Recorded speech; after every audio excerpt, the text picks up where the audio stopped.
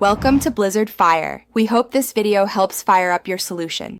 You start by confirming your Realme phone is updated and has enough free space. This avoids failures when applying media. Next, open Settings and go straight to Wallpaper and Themes or Home Screen and Wallpaper. That's the control hub.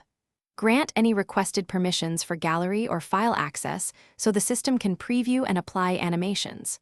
Once done, tap Live Wallpapers or Browse to begin selecting. This first step prepares the system and ensures a smooth application flow. You now pick the live wallpaper source, either a built-in animated option or an MP4/animated GIF from your gallery. When you tap a choice, use Preview to confirm motion and composition. Make sure to adjust speed, loop behavior, and enable sound only if you want audio. Next, crop or reposition the frame so key content isn't hidden by widgets or icons. Finally, choose whether to apply it to the home screen, lock screen, or both. This ensures the wallpaper appears where you expect it.